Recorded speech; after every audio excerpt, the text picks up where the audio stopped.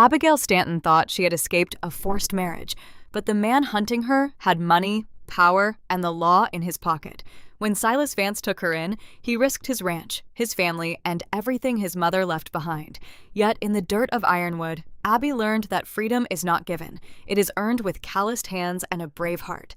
If this story moves you, please like, comment, share, and subscribe. It was September 14, 1878.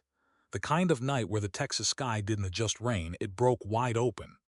The wind howled across the plains, tearing at the mesquite bushes and turning the dirt roads into rivers of thick brown sludge.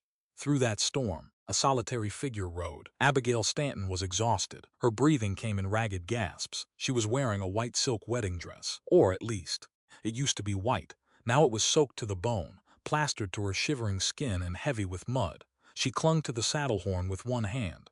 In the other, she held a small, leather-bound journal against her chest. Her mother's journal. It was the only thing she owned anymore. She couldn't feel her fingers. She couldn't feel her toes. She didn't know where she was going. She only knew she couldn't stop. Up ahead, the heavy wooden gates of Ironwood Ranch loomed in the dark. Her horse was tired, pushed far past its limit. Its hoof caught a deep rut in the mud. The animal stumbled. Abby lost her grip. She hit the ground hard. The breath was knocked right out of her lungs. She lay there in the freezing mud, the rain beating down on her back. She tried to push herself up. Her arms trembled. They just wouldn't hold her weight. Then she saw a light. A hurricane lantern swung through the darkness, cutting a yellow slice into the storm. Heavy boots crunched against the gravel. Slow, steady, Silas Vance stepped out of the shadows.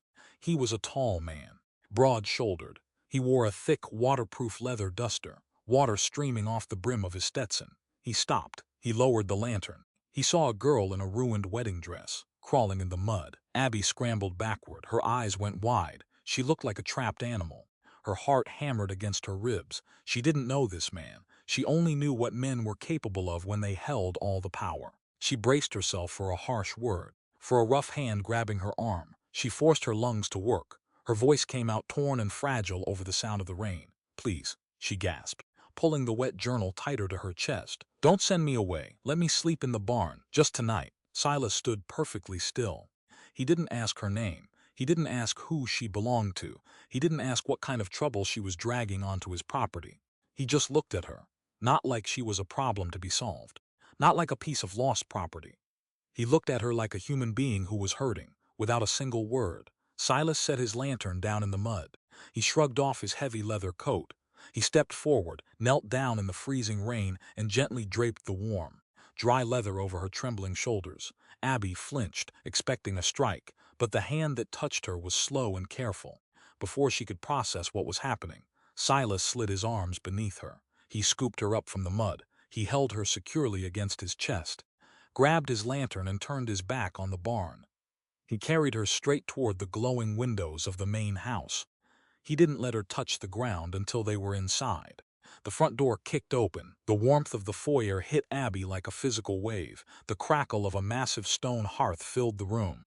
Hattie came rushing out of the kitchen, wiping her hands on her apron. She stopped dead in her tracks. Her eyes widened at the puddle of mud forming on her clean hardwood floor and the shivering, soaking wet girl wrapped in Silas's coat.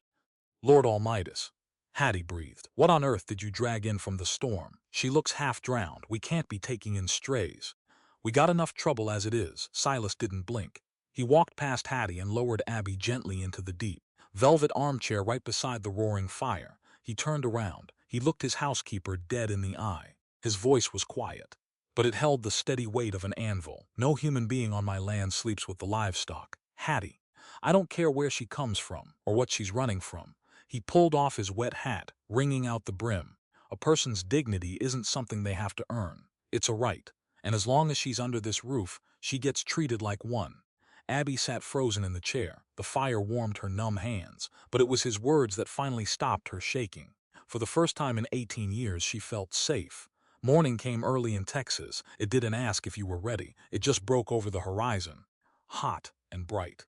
Abby opened her eyes. The ceiling was rough-hewn pine. She was lying in a narrow bed. The sheets were coarse linen, but they smelled like fresh lye soap and wind. For a moment she forgot where she was. Then her muscles screamed. The ache from the fall hit her all at once. She sat up. Her wedding dress was gone. In its place, folded neatly at the foot of the bed, was a stack of clothes, a faded brown cotton skirt, a simple unbleached linen shirt, a pair of worn leather boots. The door creaked open. Hattie walked in. She carried a steaming mug of black coffee. "Drink," Hattie said. She set the mug on the nightstand. "That white silk is washed. It's folded in the bottom drawer. Best leave it there. White dresses don't do nothing but get you caught out here." Abby pulled the blanket up to her chin. "Thank you for everything." Hattie didn't smile. She didn't frown either. She just gave a single solid nod. "Don't thank me yet, girl. Get dressed. The boss is waiting at the table." Abby dressed. The cotton was stiff. It scratched her skin. The boots were a little too big, but they were sturdy. When she walked into the kitchen, she felt like a different person. She felt stripped down. Silas was sitting at the heavy oak table. He was nursing a cup of coffee. His hat was off. His hair was damp. He'd already been working for hours. He looked up when she walked in. He took her in, the oversized shirt, the nervous way she held her hands. He didn't offer a polite smile. He didn't pull out a chair for her. He just pointed to the bench across from him. "Sit," Silas said. Abby sat. The wood was hard. "I'm not a charity, Miss Stanton," Silas began. His voice was low. It had the rumble of distant thunder. "And Ironwood isn't a hotel. We got debt, we got cattle, we got fences that need mending." Abby swallowed hard. "I don't have any money. I didn't ask for money," Silas replied. He leaned forward. His eyes were the color of turned earth. "I'm asking for sweat. If you stay, you work. You help Hattie in the kitchen. You tend the vegetable garden. You wash clothes. You earn your keep. 3 meals and a roof. That's the deal." He paused. He let the words hang in the air. "You can leave any time," Silas added. "Nobody will stop you. But if you stay, there's no room for laziness. Not on my land." Silas didn't pity her. He didn't treat her like a fragile china doll that needed protecting. He offered her a job. He offered her a chance to stand on her own 2 feet. He was handing her back her dignity, right there across the breakfast table. Abby didn't hesitate. She looked right back at him. She had never chopped wood. She had never pulled a weed. But she knew what a gilded cage felt like. She knew the price of being someone else's property. "Show me what to do," Abby said. That was it. The contract was struck. By noon, Abby thought she might die. The Texas sun was a hammer. It beat down on her back. Hattie had handed her a heavy iron hoe and pointed to the garden out back. "Weeds," Hattie had said. "Pull the ones that don't look like food. Break the dirt, make it breathe." It sounded simple. It wasn't. The dirt was baked hard. Every time Abby swung the hoe, the shock traveled up her arms. Her shoulders burned. Sweat stung her eyes. By the second hour, the blisters formed. By the third hour, they popped. Her hands were raw. Red meat showed through the torn skin. She dropped the hoe. She stared at her bleeding palms. The urge to cry rose in her throat. It tasted like copper and dust. She wanted to quit. She wanted to run inside, find a cool, dark corner, and sleep. Up on the porch, Silas stood in the shade. He was fixing a broken bridle, but he was watching her. He saw the hoe drop. He saw her staring at her bloody hands. Silas didn't move. He didn't rush out to save her. He didn't tell her to stop. He knew that if he intervened, he would rob her of her victory. He respected her enough to let her fight her own battle. He just stood there, holding the leather strap, waiting to see what she would do. Abby looked at the porch. She saw Silas watching. She looked back at her hands. She took a deep breath. She reached down. She picked up the hoe. Her grip was awkward now, trying to avoid the raw spots, but she swung again. The blade bit into the dirt. She swung again and again. She didn't stop until the sun began to dip behind the western ridge. When she finally dragged herself back to the kitchen, she was trembling. She was covered in dust. She smelled like sweat and earth. Hattie was at the cast iron stove. She had a pile of dry hickory wood next to her. She looked at Abby. She saw the blood on her hands. Hattie reached into a jar. She pulled out a glob of foul-smelling green salve. She walked over and slathered it onto Abby's palms. It stung like fire. Abby hissed, but she didn't pull away. "You didn't quit," Hattie noted. "I wanted to," Abby admitted. Her voice was raspy. Hattie chuckled. It was a rich, deep sound. She turned back to the stove. She handed Abby a flint and a piece of steel. "Strike it," Hattie ordered. "Light the fire for dinner." Abby struck the flint. Nothing. She struck it again. A tiny spark hit the wood, then died. She kept trying. Her hands shook. Finally, a spark caught the dry tinder. A small orange flame licked the wood. It grew. Abby watched the fire. She felt a strange, unfamiliar warmth in her chest. It wasn't just the heat of the stove. It was pride. Hattie leaned against the counter. She wiped her hands on her apron. "You listen to me, child," Hattie said. Her voice was suddenly very serious.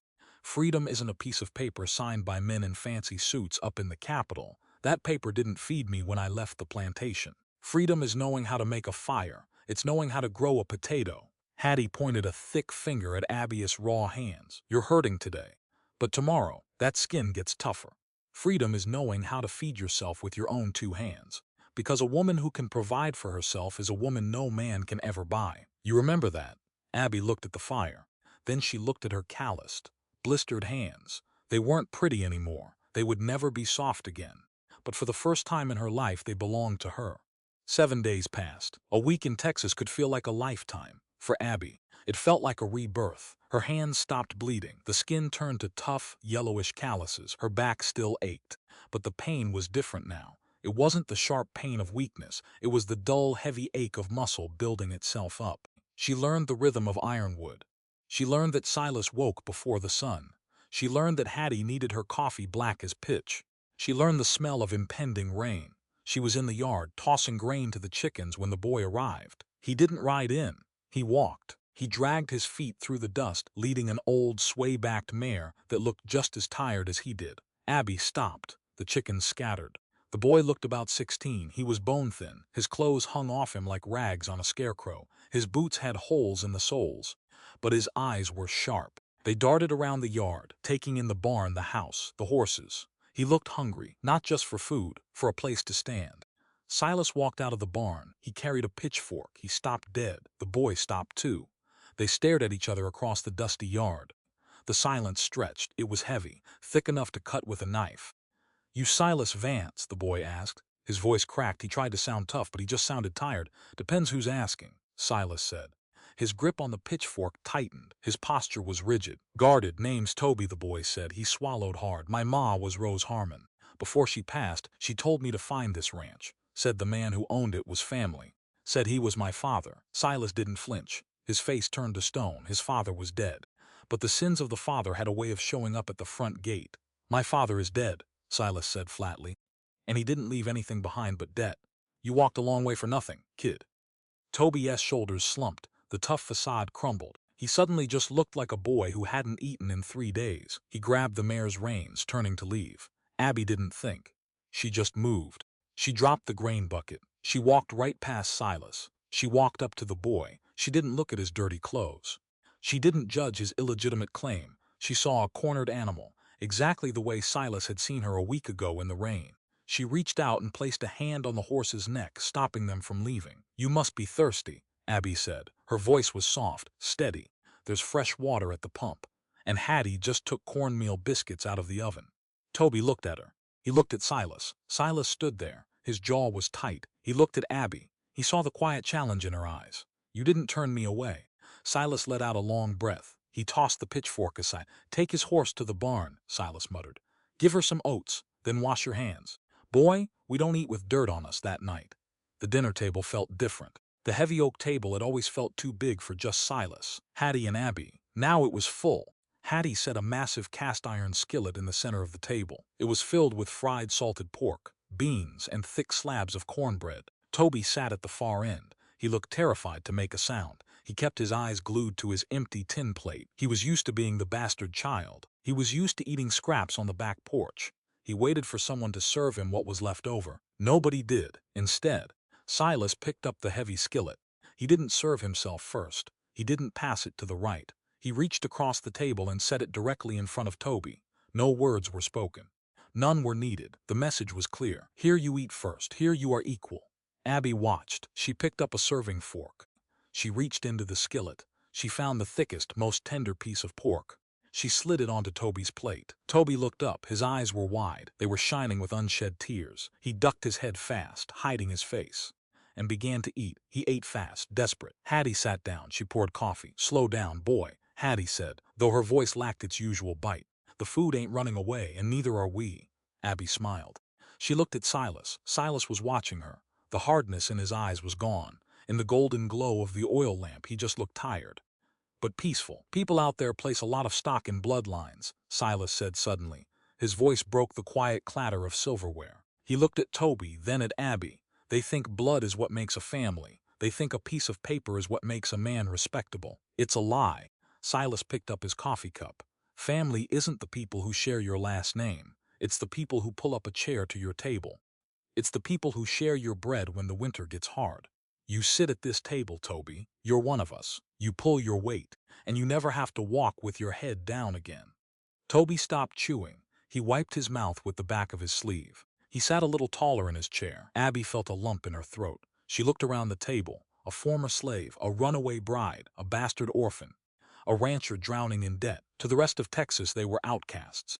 They were damaged goods, but sitting there, passing the cornbread under the warm light of the lantern, Abby realized something profound. They weren't broken pieces. They were building something new. Something the fancy bankers in San Antonio could never understand. They were building a home, and for the first time, Abby was exactly where she belonged. Trouble in Texas rarely knocks on the front door, usually. It kicks up a cloud of dust on the horizon long before you hear the hoofbeats. It was a Tuesday afternoon. The air was dead and hot, no breeze. Just the baking sun and the smell of dry sage. Silas was out by the corral, mending a split rail. Abby was on the porch, snapping green beans into a tin bucket. Then they saw the dust. A lone rider was coming up the county road. He wasn't in a hurry. He rode lazy, arrogant, slouching in the saddle like he owned the dirt beneath his horse. Silas stopped working. He set his hammer down on the top rail. He wiped the sweat from his forehead with the back of his wrist. He didn't move toward the house. He just stood there, waiting. Abby's hands went still. The green beans dropped into the bucket with a hollow clatter. Her chest tightened. A cold prickle of dread walked up her spine. The rider pulled up to the gate. It was Deputy Caleb Boone. Boone was a thick-necked man. His uniform was dusty. The silver star pinned to his chest was dull. He spat a stream of black tobacco juice into the dirt. He leaned forward on the saddle horn, resting his heavy arms. "Afternoonus," Boone drawled. His voice was thick, coarse. "Deputy," Silas replied. He didn't invite the man to step down. He didn't offer him water. Abby slid back into the shadows of the porch. She stood behind the wooden screen door. She held her breath. "Hot one today," Boone said. He took off his hat and wiped his balding head. "Makes a man thirsty. Makes a man tired of writing county lines." "Then you should head back to town," Silas said flatly. "Long ride back to your desk." Boone chuckled. "It was a nasty, wet sound. I would. But I'm doing a favor for a friend, a very important friend." Silas didn't blink. He just stared at the lawman. "See this friend of mine," Boone continued, his eyes drifting over Silas' shoulder toward the house. "He lost something. A girl ran off in the middle of the night, took a horse, broke her daddy's heart, broke her fiancé's behind the screen door." Abby squeezed her eyes shut. She bit the inside of her cheek so hard she tasted blood. "Lot of girls run away, Boone," Silas said. "Ain't a crime to leave. It is when you take property." Boone snapped back. The lazy smile vanished. "And this girl belongs to Josiah Blackwood." The name hit the yard like a rifle shot. Silas' jaw tightened. The muscle ticked just beneath his cheekbone. He knew Josiah Blackwood. Everyone in the county knew the San Antonio banker. Blackwood was a man who didn't just build wealth. He crushed people to get it. "I don't know any Blackwood," Silas said, "and I don't harbor stolen horses." Boone leaned closer. The leather of his saddle creaked. "Now, Silas, don't play dumb. Word is, a white horse was found wandering out near the creek last week, not far from Ironwood borders. Wild horses wander all the time, maybe." Boone smiled again. "It was a cold, ugly thing. But here's the rub, Silas, Mr. Blackwood ain't just a concerned groom, he's a businessman. A few months back, he bought up a bunch of paper from the local banks, including the note on this ranch." Silas went perfectly still. Silas didn't show fear. He didn't reach for the revolver on his hip, but the stillness in his body told the whole story. The ranch wasn't just dirt to him. It was his mother's grave. It was his father's blood. And Boone had just put a knife directly against its throat. "Your daddy left you a mountain of debt, boy," Boone whispered. "Payment is due by the end of the month. If Blackwood don't get his money, or if he finds out you've been hiding what's his, he won't just foreclose. He'll take the cattle, he'll take the house, he'll leave you with nothing but the shirt on your back, you understand." Boone pulled on the reins. His horse danced backward a few steps. "You think on that, Silas," Boone called out. "I'll be back, and next time, I'm bringing a search warrant, and maybe Mr. Blackwood himself." Boone turned his horse and rode away. He left nothing but a cloud of bitter dust behind him. Silas stood by the corral for a long time. The wind finally picked up, rattling the dry corn stalks. He looked out over the pasture, over the land that was slipping through his fingers. Inside the house, Abby didn't cry. Crying was a luxury for people who had time. She walked quietly into her small room. She pulled the canvas sack from under the bed. She folded the rough cotton skirt. She packed her mother's journal. She grabbed the heavy leather boots. She was moving fast, frantic. She was a curse. Everywhere she went, ruin followed. She had brought Josiah Blackwood's shadow to Ironwood. She was going to cost Silas his home, the home he had just opened up to Toby, the home Hattie had built her life around. She tied the sack. She slung it over her shoulder. She opened the bedroom door. Silas was standing in the hallway. He filled the door frame. He looked at the sack on her shoulder. He looked at her pale face. "Where are you going?" Silas asked. His voice was low. No anger in it. Just a quiet, heavy calm. "I'm leaving," Abby said. Her voice trembled, but she forced her chin up. "I heard him. I heard what he said about the deed. If I stay, you lose the ranch. You lose everything. Put the bag down." "Abby, no." She fired back. The desperation finally broke through. "You don't understand him. Silas. Josiah Blackwood doesn't just take things. He destroys them. He will burn this place to the ground just to make a point. I won't let you pay for my mistakes." She tried to step past him. Silas didn't grab her. He didn't physically block her. He just stepped squarely into the center of the hall, crossing his arms. He made her choose to stop. He gave her the physical space to move, but he anchored himself with moral weight. He refused to use his size to intimidate her. He met her panic with absolute unshakable stillness. Abby stopped. She looked up at him, her chest heaving. "Please, let me go. It's the only way to save Ironwood." Silas looked down at her. His eyes were dark, serious, and softer than she had ever seen them. "You listen to me," Silas said. His voice echoed slightly in the narrow wooden hall. "My father was a proud man. He made bad bets. He lost a lot of money. He used to tell me that there are things a man can lose and eventually buy back with cash. Land, cattle, wood and nails." He uncrossed his arms. He reached out, not to hold her back, but to gently point a rough, calloused finger at her chest, right over her heart. "But if you sell your conscience to buy your safety, you'll be a beggar for the rest of your life. If I hand you over to a monster just to keep my name on a piece of paper, then this ranch isn't worth keeping. I'd be sleeping on stolen ground, and I won't do it." Abby stared at him. A tear finally broke loose, tracking hotly down her cheek. "He'll ruin you, Silas." "Let him try," Silas said. "A man's worth isn't in his ledger. It's in the people he protects when it costs him something. You unpack that bag. You're staying." He didn't wait for her to answer. He turned and walked down the hall, his boots striking the floorboards with steady, rhythmic thuds. Abby stood alone in the hallway.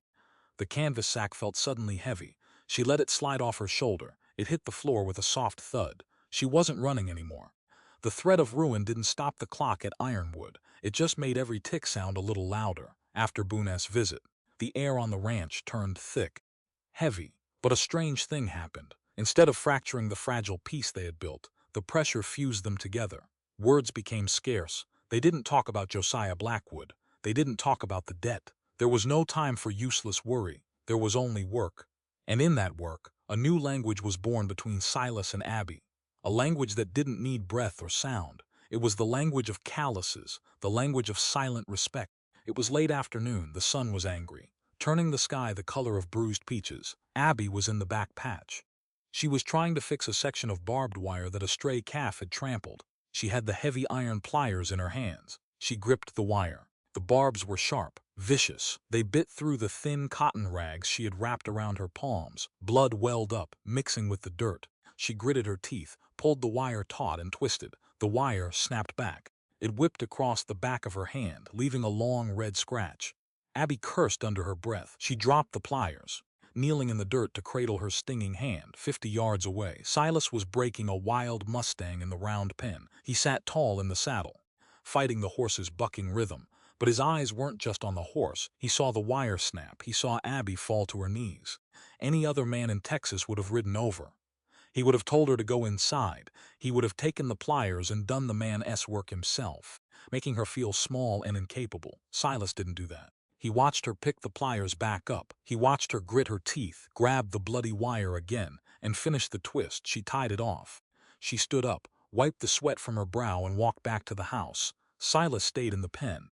He respected her struggle too much to interrupt it.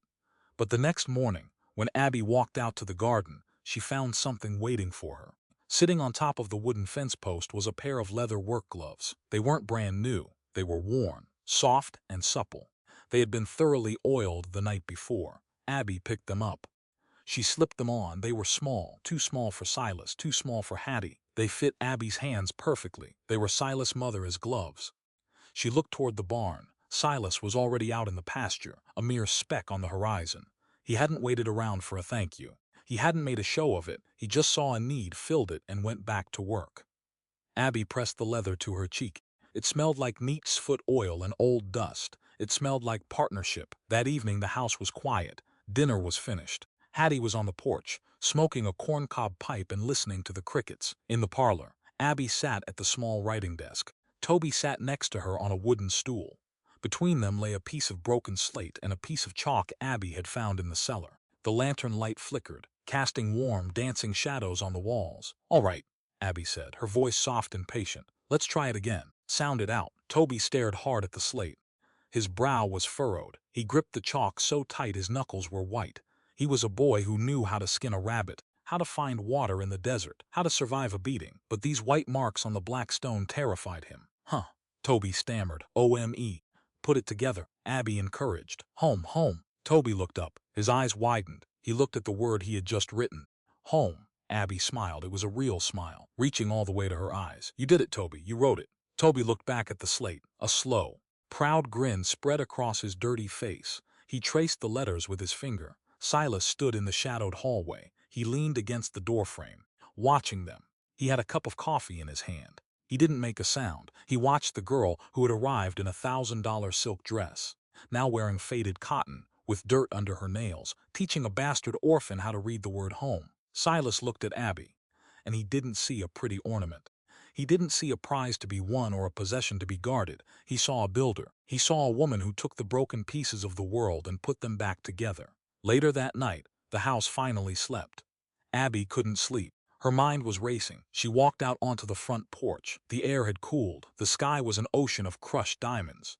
Silas was sitting on the top step. He was whittling a piece of cedar wood with a pocket knife. Abby walked out. She sat down on the step next to him. Not too close, but close enough to feel the heat radiating from his broad shoulders. They sat in silence for a long time. The only sound was the steady shuck of the knife sliding over the wood. "He learned 4 new words today," Abby said softly. Silas paused his knife. He looked out into the dark. "My father thought reading was a waste of time for a ranch hand, said it just put ideas in their heads, made them unhappy with their lot in life. Do you believe that?" Silas closed the knife with a sharp snap. He slipped it into his pocket. "No," Silas said. He turned his head to look at her. "I think ignorance is the easiest way to keep a man in chains. If you can't read the contract you're signing, you're just begging the devil to take your soul." He leaned back, resting his elbows on the wooden porch. "Most men out here," Silas continued, his voice dropping to a low rhythmic cadence, "they look at a woman the same way they look at a piece of land. They see something wild, something they need to put a fence around. They think if they put their name on the deed, it makes them a man." Abby looked down at her hands, at the thick leather gloves she still held in her lap. "I don't hold with that," Silas said. He reached out. He didn't grab her hand. He just tapped his rough finger against the leather of the glove resting on her knee. "A partner isn't someone you own. It's someone who stands shoulder to shoulder with you when the wind blows hard. You don't fence in a partner, Abby. You give them the room to fight beside you." Abby looked up into his eyes. In the pale starlight, she saw the absolute truth in his gaze. Josiah Blackwood wanted to own her. He wanted to lock her in a mansion and put her on display like a mounted trophy. Silas Vance wanted her to be free. He wanted her to hold a hammer, to read a book, to stand in the dirt and claim her own space in the world. She took a slow, deep breath. The Texas air tasted sweet. "I'm going to town with you tomorrow," Abby said. Her voice was steady. "No hesitation. We need flour, and I need to go to the mercantile." Silas studied her face. He saw the resolve. He didn't argue. He didn't tell her it was dangerous, that Boone might see her. He treated her like a partner. "All right," Silas said. "We leave at dawn." They sat on the porch a while longer, listening to the crickets. 2 people, surrounded by wolves, finding peace in the quiet strength of each other. Rain returned to the county on Thursday. It didn't break with thunder this time. It just hung low, a gray, heavy mist that bled the color right out of the Texas hills. Work outside ground to a halt. The horses stood shivering under the lean-to. The dirt yard turned into a slick, silent soup. Inside the main house, the air felt cramped. Silas was in the office, his boots propped up on the edge of a pine desk, staring at a stack of yellowed papers. Toby was in the barn, oiling tack. Hattie was baking bread, her thick arms working the dough with a rhythmic, heavy thud. Abby sat by the window in the parlor. The light was weak, gray, She had her mother's journal in her lap. The leather was old, cracked at the corners. She had carried it for miles, across rivers and through mud. But she had never read it from front to back. It hurt too much. It felt like looking into a ghost's eyes. But today, with the rain tapping at the glass like a small hand, she opened the first page. The handwriting was elegant, slanted. The ink was faded to the color of dried blood. Eleanor Stanton. Except back then she wasn't a Stanton. Her maiden name was Eleanor Whitmore. Abby turned the pages slowly. Her fingers traced the words. The early entries were filled with typical things. Church picnics, the price of calico in San Antonio, the heat of the summer. But by the middle of the book a name started to appear. Josiah. Abby's heart gave a hard, ugly thud against her ribs. She kept reading.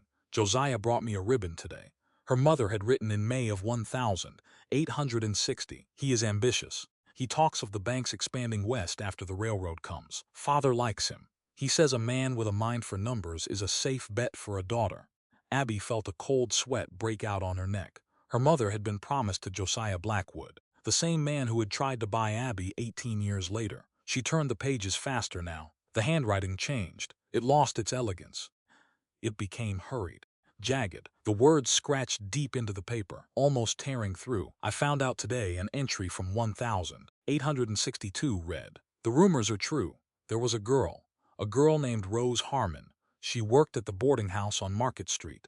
Josiah had been visiting her. She went missing 3 weeks ago. People are talking. They say she was with his child." Abby stopped breathing. Rose Harmon.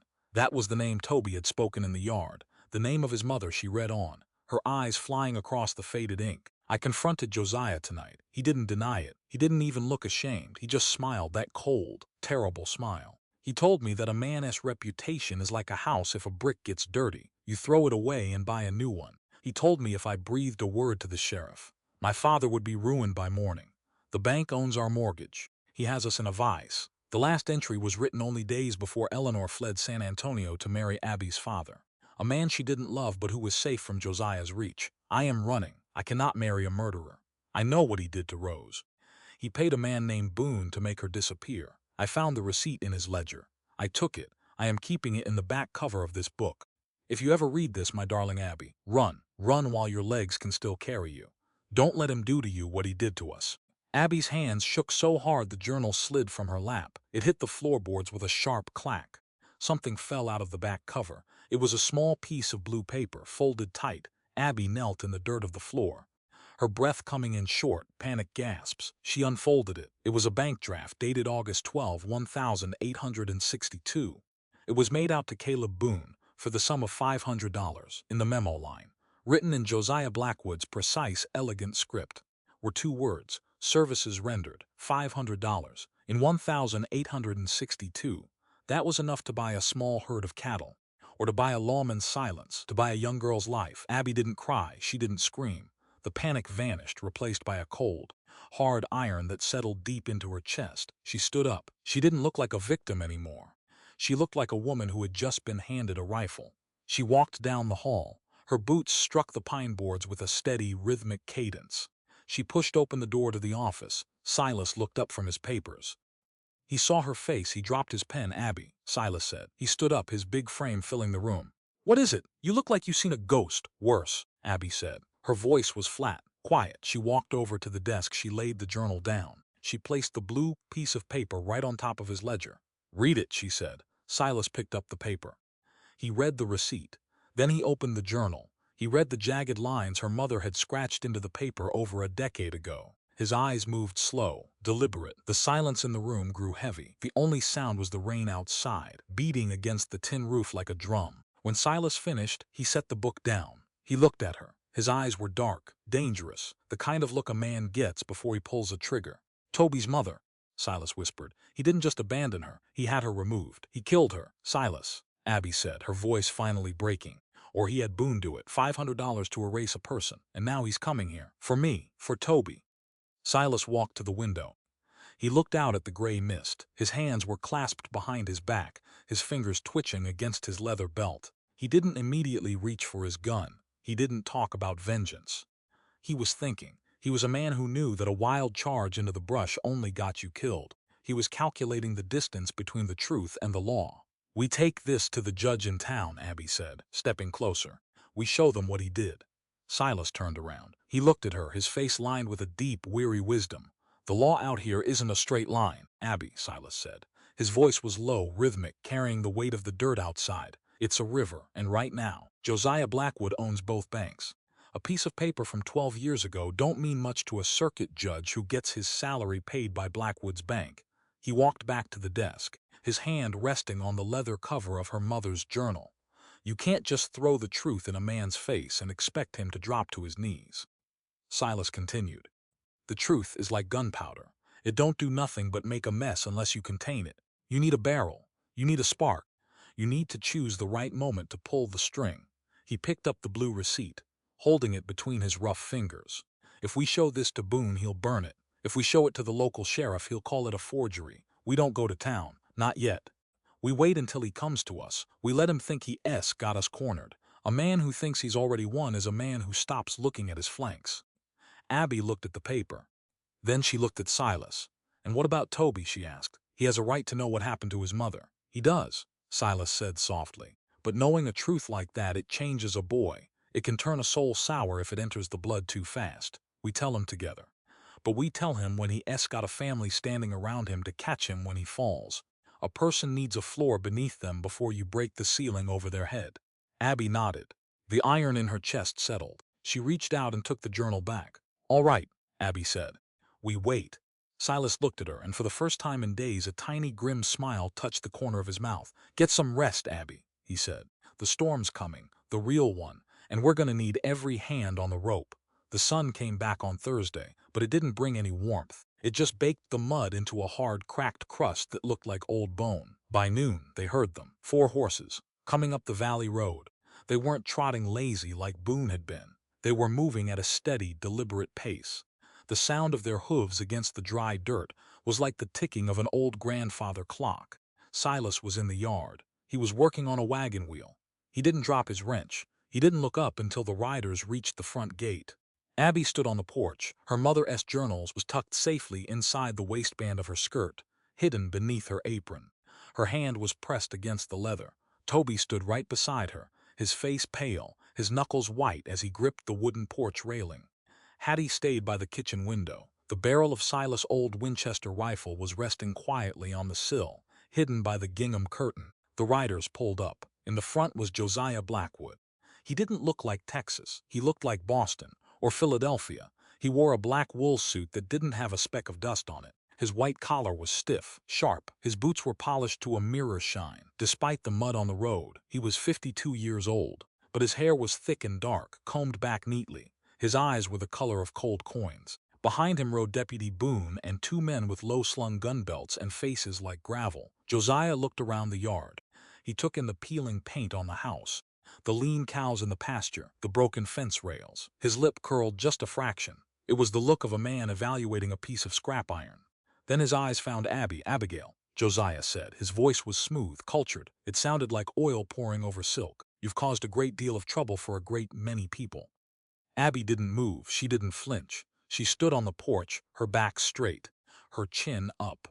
"I didn't cause any trouble, Josiah," she said. Her voice didn't shake. "I just left a house where I didn't belong." Josiah sighed. It was a patient, grandfatherly sound that made Abby's skin crawl. "Your father is a broken man, child. He owes my bank a significant sum. Your wedding was meant to settle that matter. You chose to run, to live in the dirt with cowboys." He spat the word out like it was foul water. Silas walked over from the wagon. He didn't hurry. He stopped 10 feet from Josiah's horse. He held the iron wrench in his right hand. His left hand hung loose near his thigh. "You're trespassing, Mr. Blackwood," Silas said. His voice was a flat, low rumble. Josiah didn't look down at him. He kept his eyes on Abby. "I am here for my property. Young man, the girl, and the horse she stole." "The horse is dead," Silas said. "Broke its leg in the creek a week ago. I shot it myself." Boone shifted in his saddle, his hand moving toward his holster. "He's lying, Mr. Blackwood. I seen the tracks." Josiah held up a gloved hand. Boone stopped. "The horse is a minor matter," Josiah said. He finally looked at Silas. His eyes were dead, empty. "The ranch, however, is not. I believe you received a visit from Deputy Boone regarding the deed to this property." "I did," Silas said. "Then you know the situation," Josiah said, pulling a folded piece of white parchment from his breast pocket. He tapped it against his leather palm. "This is the note on ironwood. The outstanding balance is $3,000. It is due in 48 hours Thursday morning. He paused, letting the numbers hang over the dusty yard. Now I am a reasonable man, Josiah continued. I am willing to extend this note for 6 months. No interest. I will even forgive the back taxes your father neglected to pay. He looked back at Abby. All it takes is for Abigail to step down from that porch and join me on the ride back to San Antonio. If she does, you keep your dirt, Mr. Vance. If she doesn't, he didn't finish the sentence. He didn't need to. Silas stood in the dirt. He looked at the piece of paper in Josiah's hand. He looked at the 2 gunmen behind him. He knew what 48 hours meant. It meant ruin. It meant he'd be a homeless man by Friday. He didn't look back at Abby to ask her permission. He didn't hesitate. Silas spat into the dust, right near the hoof of Josiah's horse. You can take that paper and burn it, Blackwood, Silas said. Josiah's eyes narrowed. The polite veneer slipped, just for a second, revealing the wolf beneath. You're a fool, Vance. You'll be begging for scraps on the streets of Lockhart by the end of the week. Maybe, Silas said. He took a step closer to the horse. He didn't raise the wrench, but his posture was solid as an oak tree. But I'll be a free man doing it. You think because you got your name printed on a piece of paper, it gives you the right to buy and sell people's lives. You think money makes you a god out here. He pointed the wrench at Josiah's chest. But Texas don't care about your bank accounts, mister. The dirt don't know the difference between $100 suit and a pair of rags. You can take this house, and you can take these cows. But you ain't taking her. Because a person isn't something you can trade to balance a ledger. Now get off my land before I show you what a cowboy does to a wolf. Boone reached for his gun. Click. The sound came from the kitchen window. It wasn't loud, but in the quiet yard it sounded like a crack of thunder. The long black barrel of the Winchester pushed the gingham curtain aside. Hattie didn't say a word. She just kept the sight lined up right between Boone's eyes. The 2 gunmen froze. They knew what a Winchester could do at 10 paces. Josiah looked at the window. Then he looked at Silas. He pulled on his reins, turning his horse back toward the gate. Thursday morning, Mr. Vance, Josiah said, his voice dropping its silk and turning to pure ice. The sheriff will be here with an eviction notice. I suggest you start packing your bags. He spurred his horse. The 4 riders galloped away, their dust rising up to choke the noon sun. The yard went quiet again. Silas stood there until the dust settled. He dropped the wrench into the dirt. He turned around and looked at the porch. Abby was shaking. Not from fear, but from a wild, burning anger that had been building inside her since she read her mother's words. Toby was standing next to her. His young face hardened into something sharp. Dangerous. He's my father, isn't he? Toby asked. His voice was cracked. He looked at Silas, that man. He's the one who left my ma. Silas walked up the porch steps. He stopped in front of the boy. He placed a heavy, warm hand on Toby's shoulder. He didn't lie to him. He didn't try to protect him with a soft story. He met the boy's eyes as an equal, giving him the truth he deserved. He is Toby, Silas said quietly. He's the man, and he's a monster. Toby looked down at the yard. He didn't cry. He just squeezed his fists until his knuckles turned purple. I want to fight him, Silas. I don't want to run anymore. Abby stepped forward. She reached into her apron and pulled out the journal. She handed it to Toby. We are going to fight him, Abby said. Her voice was strong. It had the same weight as Silas's. But we're not going to use guns, Toby. We're going to use the one thing he spent 12 years trying to hide. We're going to use the truth. Because a man who builds his house on a foundation of secrets is a man who screams when the ground starts to shake. She looked at Silas. Silas nodded. The clock was ticking. 48 hours. The wolves were at the gate, but for the first time, the outcasts inside Ironwood knew exactly how to bite back. The dawn didn't break clean. It seeped into the sky like gray ink on a wet blotter, cold, heavy. Silas and Abby were in the saddle before the crows started calling. Toby stood by the corral gate, holding the reins of Silas's pack mule. He looked smaller in the dim light. His eyes were wide, dark, and full of unspoken questions. Silas adjusted his stirrup leather. He didn't look up, but his voice carried clearly through the crisp air. You stay close to Hattie, Toby, Silas said. Keep the Winchester loaded. If anyone rides up that road who ain't us or the Reverend, you don't talk, you go inside and you lock the oak bar. Toby nodded once. Short, tight, I can handle a rifle, Silas. I know you can, kid, Silas replied. He finally swung up into the saddle. He looked down at the boy. Silas reached down and offered Toby a hand. Not a casual wave, a real cowboy grip, wrist to wrist, squeezing hard. He didn't treat Toby like an unwanted bastard or a chore left behind. He treated him like the master of the house while the elders were away. He trusted him with the ranch. Abby pulled her wool shawl tighter around her neck. She looked back at the house one last time. Hattie was standing on the porch, her apron white against the dark pine logs. She didn't wave, she just stood there like a sentinel. "Let's go," Abby said. They rode out, heading southeast toward the Guadalupe River. It was a 2-day trek to Gonzales, 2 days of open country, high ridges, and nothing but the steady, rhythmic clop-clop of the horses' hooves to fill the silence. The Texas landscape was vast, beautiful, but lonely enough to drive a weak man crazy. The mesquite trees looked like old men bent double by the wind. The sky went on forever, a deep, empty bowl of blue that made a human being feel about as significant as a grain of sand. They didn't talk much the first day. You don't waste breath on a long ride. You watch the horizon. You watch the brush for diamondbacks or stray cattle. But by the evening of the second day, the horses were flagging. They made camp under a grove of ancient live oaks near the riverbank. The water was low, murmuring softly against the red clay stones. Silas built a small fire, no bigger than a dinner plate. A big fire was an invitation for travelers you didn't want to meet. He set a tin pot of water on the coals to boil for coffee. Abby sat on her bedroll, her back against the rough bark of an oak. Her knees ached from the stirrups. Her face was sunburned, her skin tight and dry. She looked down at her hands. The calluses were thick now, dark. They didn't look like a lady's hands. They looked like tools. Silas handed her a tin cup of coffee. The metal burned her fingers, but the heat felt good. He sat down opposite her, his long legs crossed, his pocket knife already working on a fresh piece of cedar. "You hold up all right?" Silas asked. "I'm fine," Abby said.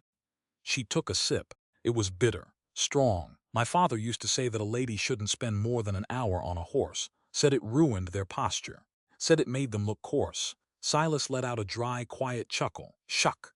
The knife pared off a ribbon of white wood. "Your daddy lived in a town with paved streets, Abby," Silas said. "Out here, a lady who can't ride 30 miles is just a lady who gets left behind when the well goes dry." Abby looked into the tiny fire. The orange coals reflected in her eyes. "Silas, what happened to your mother?" "Hattie said she died when you were born." The knife stopped.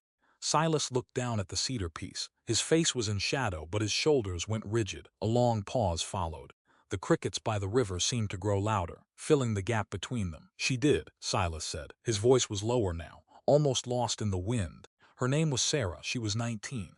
My daddy, he never said much about her. But when he looked at me, I could see it. I could see the blame. He didn't mean to, I guess. But I grew up thinking my first breath was the thing that took hers away. Like my life was a debt I owed to a dead woman." He turned the wood in his hand. His knuckles were raw from the corral work. Abby didn't offer a hollow phrase. She didn't tell him it was all right. She stood up, walked across the small circle of firelight, and sat down right next to him. She didn't touch him. Cowboys don't like being crowded, but she sat close enough that her shoulder brushed his sleeve. She shared the weight of his shadow. "That's a lie, Silas," Abby said. Her voice was steady as the river. "That's just a story you've been telling yourself in the dark." Silas didn't move. "A man don't forget the look his father gives him when the house is empty. Your father was hurting, Silas. But that doesn't make it a fact," Abby said. She reached out, her calloused hand gently touching the rough sleeve of his coat. "A fact is what happens. A story is what we do with it. Your mother didn't die because of you. She died bringing you into this world. She chose to give you life. That's a gift, Silas, not a debt."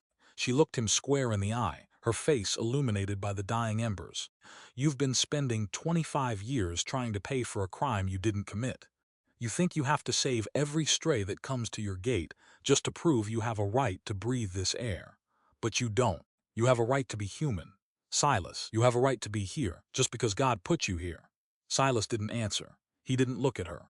But his breath came out in a long, shaky shudder. He closed his pocket knife. He set the cedar piece down in the dirt. He reached out and placed his big, rough hand over hers. He didn't squeeze. He just left it there, heavy, grounded. For the first time since she had met him, the tension in his jaw relaxed. The old ghost had finally left the campfire. The next morning, they reached Gonzales. It was an old town, older than San Antonio. The houses were made of gray stone and sun-dried brick. They found Martha Wells in a small whitewashed cabin on the edge of the creek. Martha was 72 years old. Her face was a map of deep wrinkles, her hair as white as raw cotton, but her eyes were sharp as needles. She sat in a wooden rocking chair, a patchwork quilt over her knees. She looked at Abby. Then she looked at Silas. "You got the Vance look," Martha said, her voice like gravel shifting in a pan. "Your daddy was a stubborn fool. What do you want with an old woman?" Abby stepped forward. She laid her mother's journal on the old woman's lap. "We want to know about Rose Harmon, Mrs. Wells. We know she came to you in 1862. The rocking chair stopped. Martha's old fingers touched the leather cover. She closed her eyes for a moment, and when she opened them, the sharpness was gone. Only a deep, heavy sadness remained. "Rose," Martha whispered. "A sweet girl, too sweet for this world. She came to me in the spring of that year, big with child, no ring, no money. She was terrified. She kept looking out the window, expecting a man with a star to come through the door." "Did he?" Silas asked. "Not then," Martha said. "She gave birth right here on this bed, a healthy boy. 3 weeks later, a man rode up. It wasn't the sheriff, it was Caleb Boone. He wasn't a deputy back then, just a hired hand with a mean streak. He had a purse of gold coins. He told me to take the baby and leave it on a church step in Austin. Said the father wanted the slate wiped clean." Abby gripped the back of Silas's chair. "Did you take the money?" Martha spat into a brass spittoon by her feet. "I'm an old midwife girl. I've delivered black babies, white babies, Mexican babies, and Comanche babies. And you know what I learned after 50 years of catching life?" She leaned forward, her wrinkled face hardening into a fierce, proud mask. "Every single one of them cries the exact same way when they hit the air. The Lord don't give a damn about a banker's ledger or a bastard's name. A child is a human being, not a piece of trash you can pay a man to bury in the woods. I told Boone to take his gold and go to hell." The old woman stood up. Her back was bent, but she walked with a strange, fierce dignity to an old cedar chest in the corner. She unlocked it with a key she kept on a string around her neck. She pulled out a yellowed piece of parchment. "Rose ran off that night," Martha said, walking back and handing the paper to Silas. "She took the boy. She was scared Boone would come back and finish the job. But before she left, I made her sign this. I signed it too. It's a certificate of live birth. It names the mother. And it names the father, Josiah Blackwood. I kept it all these years. I knew someday that boy would want to know who he was." Silas took the paper. He looked at the names. He looked at the ink that had survived 14 years of dust and rain. "Thank you, ma'am," Silas said. His voice was thick. "Don't thank me, boy," Martha said, sinking back into her rocker. "Just go back to Caldwell County and break that bastard's back with it. A man who denies his own blood don't deserve to walk this earth." They left the cabin. The sun was high now, burning through the mist. Silas looked at the paper in his hand, then at Abby. The 48 hours were almost up.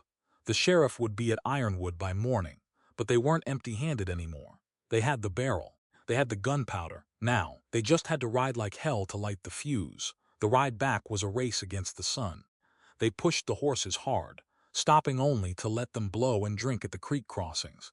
By the time they cleared the ridge above Ironwood, it was Wednesday evening. The sky was a bruised purple, the first stars starting to blink out over the plains. Abby's body was numb. She felt like she was held together by nothing but leather straps and stubbornness. They rode into the yard. The house was dark, save for a single lamp burning in the kitchen window. Toby came out of the barn before their horses had even stopped. He looked tired, his young face drawn, but his hand was steady on his rifle. "You're late," Toby said. "We got what we went for," Silas said, sliding down from his saddle. His knees buckled slightly, but he caught himself against his horse's flank. "Boone been here?" "No," Toby said, leading the horses toward the water trough. "But a man from Austin came by. Left a letter for you. Said it was important." Silas frowned. He walked into the kitchen, Abby following close behind. Hattie was at the stove, stirring a pot of cornmeal mush. She looked up, her eyes scanning their faces. She didn't say anything, but she set 2 clean tin plates on the table. Silas picked up the sealed envelope resting on the oak boards. The wax seal was plain, no fancy crest. He tore it open. He read the short, neat lines inside. Abby watched his face. She saw the color drain from his cheeks. She saw his big hand grip the paper until it wrinkled. "What is it, Silas?" Abby asked. A fresh wave of dread washed over her. "Is it Blackwood?" Silas didn't answer. He turned and walked straight out of the back door, leaving the letter on the table. Abby picked it up. Her eyes moved quickly over the script. It was from a horse trader in Austin named Miller. "Mr. Vance," the letter read, "the 12 Morgan horses arrived safely at my stables yesterday afternoon as agreed. The sum of $1,500 has been paid directly to the Territorial Land Bank in Austin to satisfy the principal balance of the Ironwood mortgage. The remaining balance of $1,500 must still be paid to the note holder by Thursday noon. The horses are now my property. They are a fine string, Silas. Your mother would have been proud of how they turned out." Abby's breath caught in her throat. She dropped the paper. The Morgan horses. She had seen them in the north pasture. 12 beautiful, dark chestnut mares and stallions with coats like polished copper and spirits like fire. Toby had told her about them. They were the last things Silas's mother had raised from foals before she died. She had named every single one of them. Silas had kept them through the worst winters, through the drought of '75, through every hard year when the ranch was bleeding money. He had starved himself before he to sell a single one, and now they were gone, sold to a trader in Austin. Abby didn't stay in the kitchen. She didn't ask Hattie for an explanation. She ran out into the dark yard, her boots splashing through the dry mud. Heading toward the north pasture fence, she found Silas standing by the split rails. The moon was rising, casting long silver shadows across the empty field. The pasture was silent, no whistling whinny, no sound of heavy hooves trampling the grass. Just the wind, empty and cold. Silas stood with his boots on the bottom rail, his hands gripping the wood so hard his knuckles looked like bone. Abby walked up beside him. She didn't say anything at first. She just stood there, sharing the silence with him.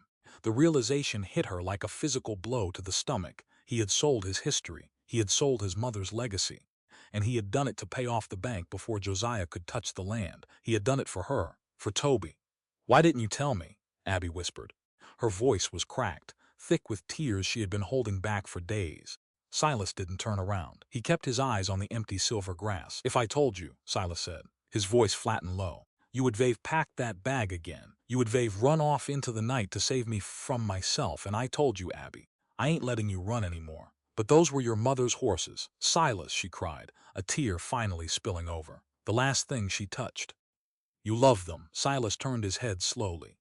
He looked down at her in the moonlight. His eyes were dark, but they held an intensity that made her breath stop. "Horses are just flesh and bone, Abby," Silas said. His voice was rhythmic, steady, carrying the absolute weight of his conviction. "They eat grass, they die in the winter, they can be bought and they can be sold. But a human soul, that ain't for sale, not on my watch." He stepped off the rail, standing directly in front of her. He didn't reach for her, but his presence was a wall against the dark. "My mother gave her life to put me on this earth. She didn't do it so I could sit on a porch and watch another innocent girl get sold into slavery by a man with a checkbook. If I kept those horses and let Josiah Blackwood take you, those animals would have been a curse to me. Every time I looked at them, I'd see the price of my own cowardice." He reached out, his big rough thumb gently catching the tear on her cheek, wiping it away with a touch that was surprisingly soft. "You think love is about keeping things safe, Abby. You think it's about holding on to the past. It ain't. Love is about what you're willing to throw into the fire to keep the people next to you warm. I sell every blade of grass on this ranch before I let him touch you again. You understand that?" Abby looked up at him. She didn't see the cold, uncommunicative rancher anymore. She saw a man whose nobility wasn't printed on money or spoken in fancy parlors. It was carved out of the very rock of his character. She reached up, her small, calloused hand covering his big hand where it rested against her cheek. "I understand," she said. Her voice was no longer shaking. "The mortgage is half paid now. We have $1,500 left to settle." "We do," Silas said, pulling his hand back and looking toward the house. "And the sheriff will be here at noon tomorrow to collect it or throw us out. We have the birth certificate, we have the receipt, but we still need the cash to satisfy the law." "We have the truth, Silas," Abby said, her fingers finding her mother's journal beneath her apron. "And tomorrow we going to make Josiah Blackwood pay the real price for what he's done." Silas looked down at her, and the grim hardness in his face turned to something like pride. "Let's get some grease on those boots, Abby," he said. "Tomorrow's a long day at the courthouse." They walked back to the house together, shoulder to shoulder, their boots leaving twin tracks in the dust. The north pasture was empty, but the house ahead was full, and as the kitchen door shut behind them, blocking out the cold Texas night, Abby knew that no matter what the judge said tomorrow, they had already won the only thing worth keeping. Thursday noon arrived with the heat of a blacksmith's forge. The Lockhart Courthouse was a square, two-story building made of rough limestone.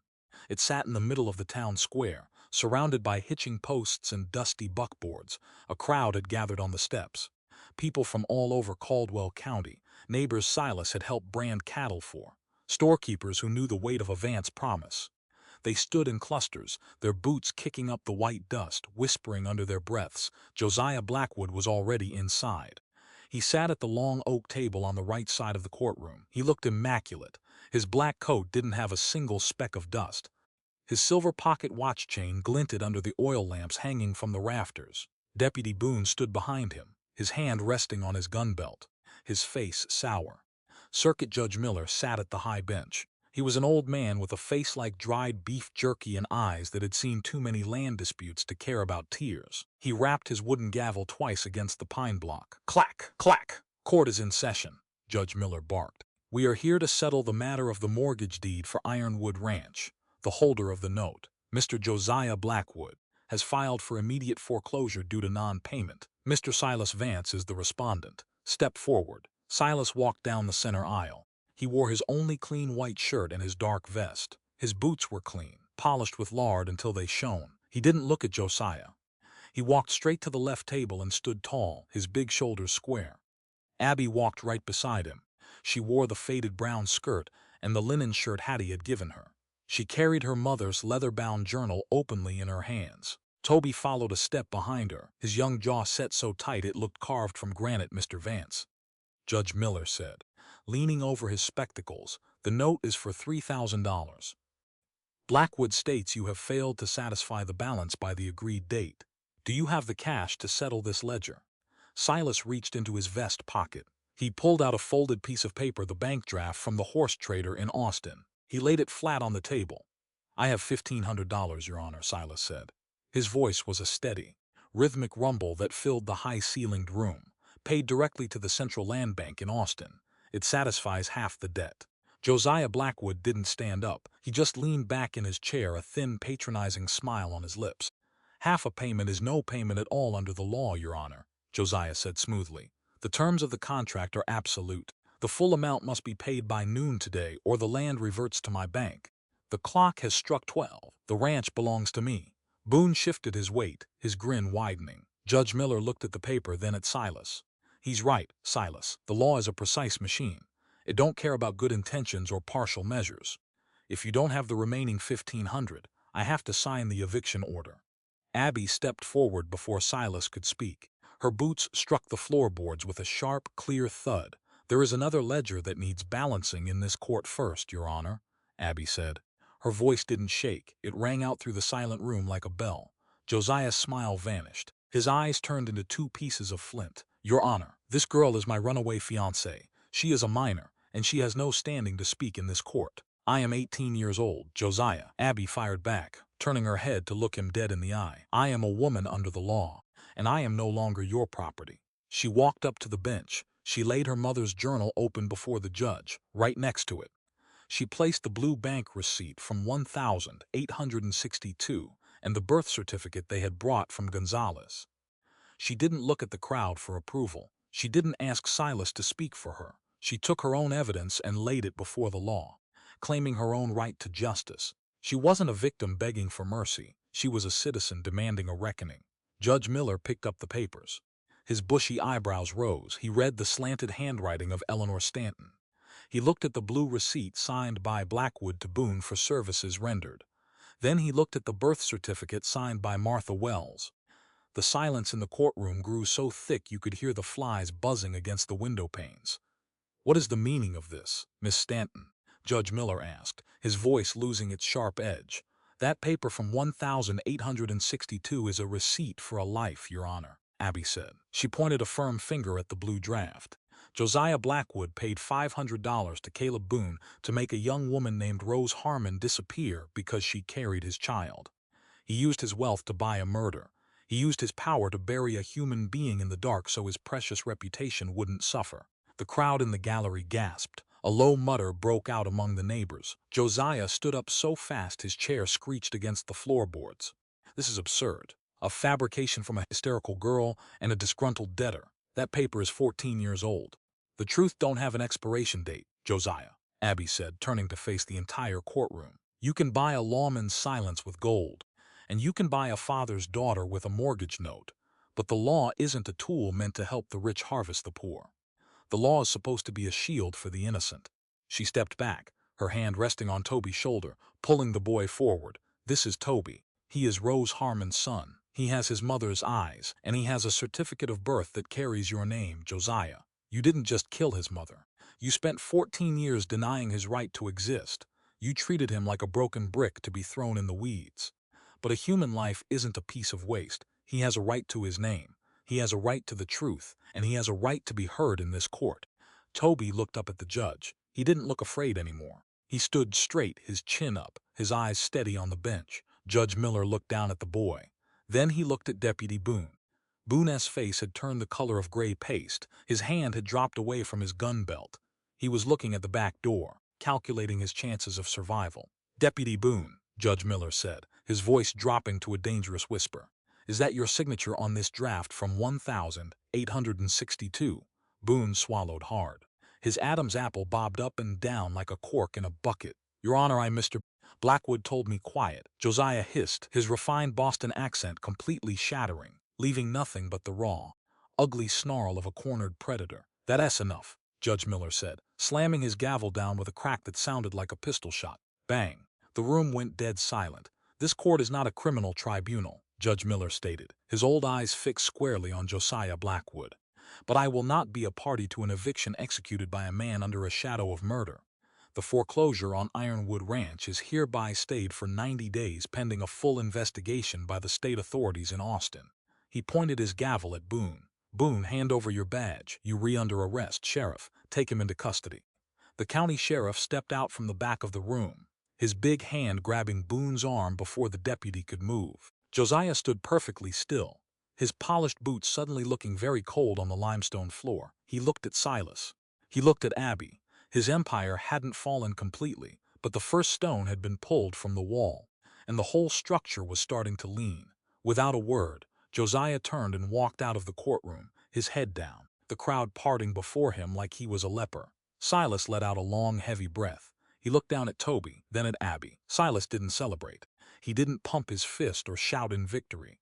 He simply reached out and took his mother's journal from the bench, closing it gently, and handed it back to Abby. He respected the gravity of what they had just done. It wasn't about winning a fight. It was about reclaiming a legacy. They walked out of the courthouse together. The afternoon sun was blinding, but the air felt clean, fresh. Toby stood on the stone steps, watching the town square. "Is it over, Silas?" "No, kid," Silas said, placing a heavy hand on his brother's shoulder. "The lawyers in Austin will be at it for months, but the land is ours, and nobody's throwing you out of your house." Toby gave a small, quiet nod. He looked down at his boots, then back up at the big Texas sky. For the first time in his 16 years, he looked like a boy who knew exactly where he belonged. 2 hours later, they were back at Ironwood. The sun was dropping low in the west, turning the sky into a wide ocean of red and gold. Hattie was sitting on the front porch, her hands busy shelling peas into a tin bowl. She looked up as the horses entered the yard. She saw the way Silas held his reins. She saw the light in Abby's eyes. She didn't ask what happened. She just stood up, took the bowl inside, and started the fire for supper. Some things didn't need words. After dinner, the house was peaceful. Toby was at the table, cumbrously writing out words on his slate piece under Hattie's watchful eye. Abby walked out onto the front porch. The air had turned cool, the smell of dry cedar and sage drifting in from the ridges. She leaned against the wooden post, looking out over the empty north pasture where the Morgan horses used to run. A shadow moved in the dark. Silas walked up the steps. He had his duster off, just his vest and shirt. He stood next to her, his long arms resting on the porch rail. They stood in silence for a long time. The only sound was the wind through the mesquite and the steady, reassuring thrum of life from the kitchen behind them. Silas reached into his vest pocket. He pulled out a small piece of metal. It wasn't gold. It didn't have a diamond. It was a plain silver ring, rough at the edges, hammered out from an old silver dollar his father had given him when he was a boy. He didn't drop to his knee. He didn't make a speech like the men in San Antonio. He just held it out between his thumb and forefinger, his eyes fixed on her face. "I don't have much to offer you, Abby," Silas said. His voice was low, rhythmic, catching on the evening breeze. "The horses are gone. The debt is still there. It's just this dirt and these two hands." He paused, his chest rising and falling in a slow, steady breath. "But I'm asking you to stay. Not because you have nowhere else to go. Not because you need a roof over your head. But because this is where you belong. If you want me, Abby, I'm yours." Abby looked at the rough silver ring. She looked at his big, honest face. She didn't look for a fancy wedding or a crowd of guests. She reached out, her hand no longer soft but tough and calloused from the work of the land. and she took the ring from his fingers. She slipped it onto her left hand. It fit perfectly. She looked out over the ranch, 18 years old, standing in the heart of Texas, with nothing but a faded skirt and a name she had fought to keep. But as she looked at Silas, she knew she had everything she would ever need. "I don't need a mansion, Silas," Abby said. She turned to face him, her eyes bright in the starlight. "A home isn't made of velvet curtains and silver spoons. It's made of the people who stand by you when the storm breaks. You carried me into this house when I was nothing but mud and fear. You gave me a place to work. You gave me a place to learn. And you gave me my name back." She stepped closer, her hand finding his rough palm, intertwining her fingers with his. "I am staying, Silas, not because I am safe from the world, but because with you I am strong enough to face it. This dirt is our home now, and as long as we have these hands, we have everything." Silas didn't answer with words. He didn't need to. He just wrapped his big, strong arms around her gowned shoulders, pulling her against his chest. Outside, the Texas night went on forever, dark and vast and wild. The wind blew hard across the empty pastures of Ironwood. But inside the house, the fire was lit, the table was set, and the outcasts had finally found their peace. The runaway bride had asked for a place to sleep in the barn. The rancher had carried her into his home, and in the dirt of that struggle, they had changed each other's lives forever. This story exists within the realm of fiction, where imagination shapes reality. Any similarities to real-life individuals, organizations, or events are entirely coincidental. The author does not endorse or represent any real entity through the content of this work. And so, as the night settles over Ironwood Ranch and the wind moves across the empty Texas pastures, we come to the end of a story that began with a runaway bride crawling through mud and rain, asking only for a place to sleep in the barn. Abigail Stanton arrived at Ironwood with nothing but a ruined wedding dress, a leather-bound journal, and the last trembling pieces of her dignity. She had been treated like a debt to be paid, a bargain to be honored, a beautiful possession to be claimed by a powerful man. Yet on that stormy night, Silas Vance did something that changed the course of her life. He did not ask what she was worth. He did not ask who owned her. He simply saw a human being in pain, wrapped his coat around her shoulders, and carried her into the warmth of his home. That first act of mercy gives us the heart of this story.